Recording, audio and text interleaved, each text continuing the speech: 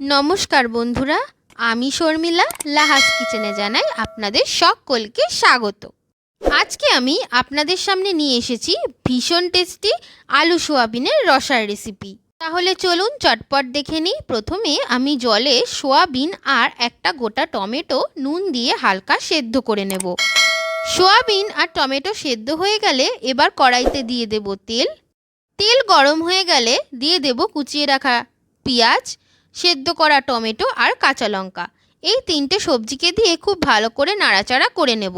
এরপর দিয়ে দেব আদা রসুন বাটার পেস্ট। আমি এখানে 2 চামচ আদা রসুন বাটা ব্যবহার করেছি। এইবার পেঁয়াজ আর টমেটো খুব ভালো করে মজে গেলে আমি কেটে রাখা আলু দিয়ে দেব। আলু পেঁয়াজের সাথে নাড়াচাড়া করে দিয়ে দেব 1 চামচ হলুদ গুঁড়ো, 1 চামচ জিরের গুঁড়ো, 1 চামচ ধনের গুঁড়ো, 1 চামচ বড় চামচের ঝাল লঙ্কার গুঁড়ো আর 1 চামচ কাশ্মীরি লঙ্কার গুঁড়ো। আর মশলা যাতে না পুড়ে যায় তার জন্য দিয়ে দেব 1/2 চামচ মতো জল। এইবার সব মশলাগুলো দিয়ে কষিয়ে নিয়ে দিয়ে দেব সামান্য পরিমাণে চিনি আর 1 চামচ পরিমাণে নুন। নুন দেওয়ার পর কিন্তু তেল ছাড়া অবধি অপেক্ষা করতে হবে। আমার কিন্তু নুন ছাড়ার আগেই তেল ছেড়ে দিয়েছে, মানে আমার কিন্তু সমস্ত মশলা খুব ভালোভাবে কষে গেছে। মশলা কষে যাওয়ার পর দিয়ে দেব 1/2 চামচ পরিমাণে গরম মশলা গুঁড়ো। গরম মশলা গুঁড়ো দিয়েও কিন্তু আমি আলুর সাথে খুব ভালোভাবে নাড়াচাড়া করে নেব। এইবার নাড়াচাড়া করতে করতে আমি আগে থেকে নুন দিয়ে সেদ্ধ করে রাখা সোয়াবিন দিয়ে দেব। সোয়াবিনের মধ্যে যাতে পুরো মশলার ফ্লেভারটা ঢোকে সেই জন্য কিন্তু আমাদের কন্টিনিউয়াসলি নাড়াচাড়া করে যেতে হবে।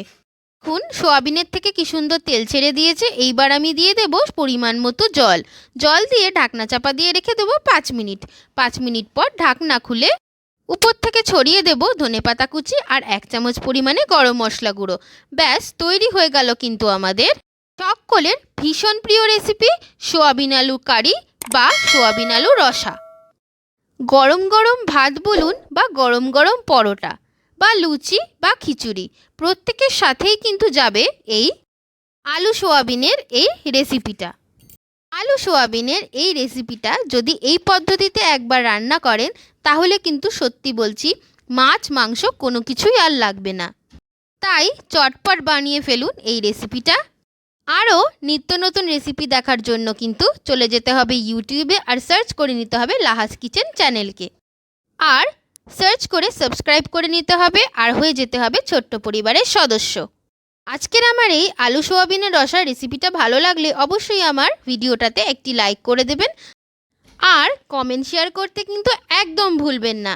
দেখা হচ্ছে আরেকটি নতুন রেসিপি নিয়ে। সবাই খুব ভালো থাকবেন, সুস্থ থাকবেন। টাটা।